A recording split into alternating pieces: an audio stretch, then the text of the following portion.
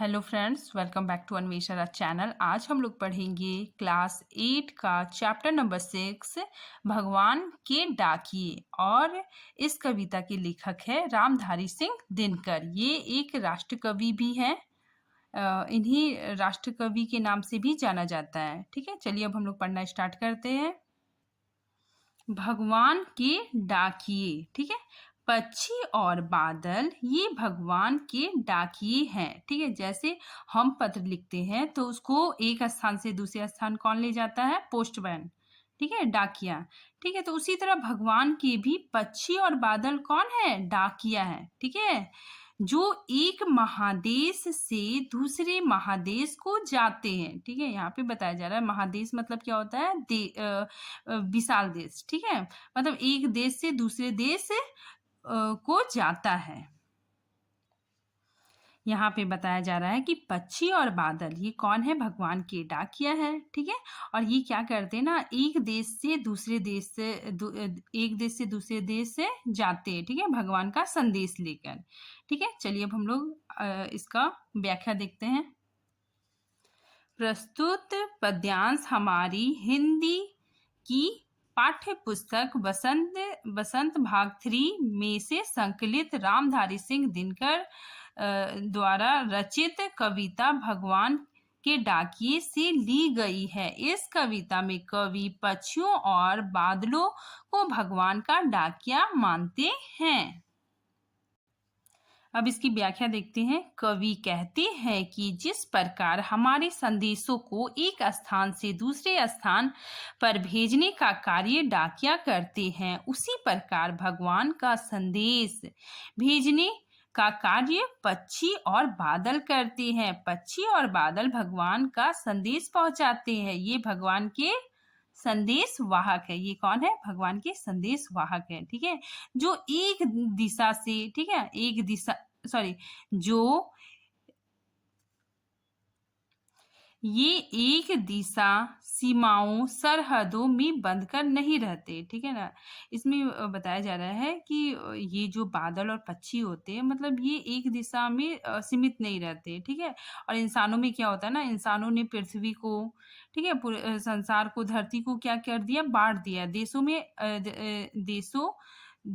देशों में अलग अलग भागों में बांट दिया है। ठीक है, लेकिन यहाँ पे जो भगवान का जो डाकिया है वो मतलब एक स्थान से, मतलब एक दिशा से या एक देश से दूसरा देश वो जा सकता है। इसलिए यहाँ बताया जा रहा है कि ये एक दिशा सीमाओं सरहद में बंद कर नहीं रहते हैं, ये एक देश से दूसरे देश में जाते हैं। ठीक है, और ये कौन है? भगवान का संदेश पहुंचाते हैं। ये क्या करते हैं? भगवान का संदेश पहुंचाते हैं। हम तो समझ नहीं पाते हैं, मगर उनकी लाई चिट्ठियां पेड़ पौधे पानी पहाड़ बाँचते हैं। ठीक है, यहाँ पे लेखक बता रहे हैं कि हम जो मनुष्य हैं, ठीक है, तो हम समझ नहीं पाते। ठीक है, मतलब पक्षी और बादल जो संदेश लेके आते हैं, जो भगवान ने उन्हें जो संदेश दिया, ठीक है, उनकी भगवान की चिट्ठियां लेके आते हैं, तो हम लोग कुछ समझ नहीं पाते। ठीक है, मगर उनके द्वारा लाई गई चिट्ठियां कौन समझता है? पेड़ पौधे पानी और पहाड़। ठीक है, ये सारे लोग क्या करते हैं? समझ जाते हैं। ठीक है, पानी का मतलब हो गया नदियां। ठीक है, पेड़ पौधे नदियां पहाड़ ये बाँचते हैं, मतलब वो पत्र को, चिट्ठी को पढ़ लेते हैं। ठीक, चलिए हम इसके भावार्थ को समझते हैं। कवि कहते हैं पक्षी और बादल द्वारा लाई गई चिट्ठियों को हम समझ नहीं पाते, मगर उनके द्वारा लाई गई चिट्ठियों को यानी संदेशों को पेड़ पौधे पहाड़ नदियां बाँचते हैं, मतलब वे लोग समझ जाते हैं। ठीक है, बाँचते हैं मतलब पढ़ते हैं। ठीक है ना, मतलब वो संदेशों को नदी पहाड़ पढ़ लेते हैं। ठीक है, इन संदेशों को पेड़ पौधे पहाड़ झरने आदि ही पढ़ पाते हैं, क्योंकि ये उनके लिए ही होते हैं। उसी के अनुसार वे लोग क्या करते हैं? उसी के अनुसार व्यवहार भी करते हैं। ये किसी के साथ भेदभाव नहीं करते। ठीक है, नदी पेड़ पौधे ये किसी के साथ भेदभाव नहीं करते। ठीक है ना, मतलब सबको पानी बह रहा है तो सबके लिए पानी बह रहा है। ठीक है, हवा चल रही है तो सबके लिए हवा चल रही है। तो ये क्या करते हैं ना, भेदभाव नहीं करते हैं। ठीक है, और ये हमें मिलजुल कर रहने की प्रेरणा भी देते हैं। हम तो केवल यह आंकते हैं मतलब अनुमान, ठीक है, कि एक देश की धरती दूसरे देश को सुगंध भेजती है। ठीक है, यहाँ पे बताया जा रहा है कि हम किसके लिए आया, मनुष्य, हम मनुष्य के लिए आया, ठीक है। तो हम लोग ये अनुमान लगाते हैं कि एक देश की जो धरती है उसका जो सुगंध है, ठीक है, उसका जो सुगंध है वो हवा के माध्यम से मतलब दूसरे देश तक पहुंच जाती है, ठीक है। जैसे एक जगह बहुत सारा फूल खिला हुआ है तो उसका जो सुगंध है वो हवा के माध्यम से दूसरे देश तक मतलब पहुंच जाती है, ठीक है। और वह सौरभ हवा में तैरते हुए, सौरभ मतलब क्या हो गया, सुगंध, ठीक है ना, हवा में तैरते हुए पक्षियों की पाखों पर तिरता है, ठीक है ना। पाखों मतलब क्या हो गया, पंख पर, ठीक है। जैसे हवा चलती है, ठीक है, तो वहां पे पक्षी लोग भी रहते हैं, ठीक है, बहुत सारे फूल खिलते हैं तो वहां पे पक्षी रहती है, ठीक है। और वहां का जो धूल मिट्टी जो सुगंध होता है, फूलों का सुगंध होता है, वो पक्षियों के पंखों में मतलब आ जाता है, ठीक है। जैसे आप कोई परफ्यूम की दुकान में जाओ और आप कुछ भी मत करो, ठीक है, वहां से बाहर निकलो तो आप में मतलब बहुत अच्छा सुगंध आने लगेगा, ठीक है। तो पक्षी लोग भी मतलब फूलों के वहाँ जो बहुत सारे फूल खिले हुए हैं वहां रहते हैं, ठीक है। तो वहां से जब वो आते हैं तो क्या होता है, बहुत अच्छी सुगंध लाते हैं साथ में, ठीक। तो उसी चीज को यहाँ पे बताया गया है।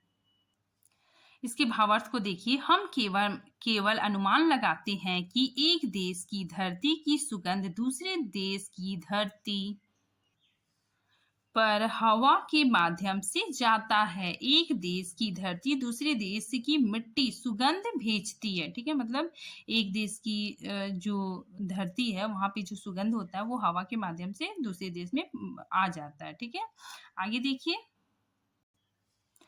और वह सौरभ हवा में तैरते हुए, सौरभ मतलब क्या हो गया, सुगंध, ठीक है, तैरते हुए मतलब पंखों से खुशबू आती है, ठीक है, पक्षियों की पाखों पर तिरता है, ठीक है। यहाँ पे देखिए इसकी जो व्याख्या है, वे सुगंध और खुशबू हवा में तैरते हुए चिड़ियों के पंखों में सवार होकर एक देश से दूसरे देश तक पहुंच जाती है, ठीक है।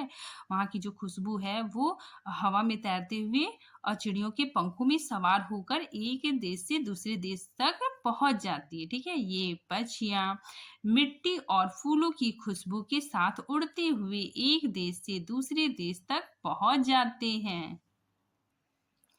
पक्षी और बादल उड़ते समय देश की सरहदों को नहीं देखते हैं, ठीक है। आगे देखिए, और एक देश का भाप दूसरे देश में पानी बनकर गिरता है, ठीक है। यहाँ पे बताया जा रहा है कि मतलब देश में, ठीक है, मतलब मान लीजिए रूस में ही बहुत गर्मी पड़ रही है, ठीक है, भारत में भी गर्मी पड़ रही है, तो क्या होता है ना कि वहाँ का जो पानी है वो मतलब वाष्प बन के ऊपर चला जाता है, ठीक है, बादल बन जाता है, ठीक है। और बादल बनता है फिर उड़ते उड़ते वो भारत में आ गया, ठीक है। अब भारत में आने के बाद वो क्या होता है, पानी के रूप में वो बरसने लग जाता है, ठीक है। तो वो क्या होता है ना कि पानी एक स्थान से दूसरे स्थान आ गया, वहां का पानी क्या हो गया, एक स्थान से दूसरे स्थान आ गया, ठीक है। और उसके लिए कोई भी मतलब कोई सीमा नहीं है, उसके लिए कोई सीमा नहीं है, ठीक है, वो कहीं भी आ जा सकता है, ठीक है। लेकिन हम लोग मतलब बिना परमिशन मतलब दूसरे देश में नहीं जा सकते, ठीक है। तो इसमें यही बताया जा रहा है कि जो प्राकृतिक होता है वो क्या होता है ना कि हर जगह वो फैला हुआ है, ठीक है, कहीं भी आ जा सकता है।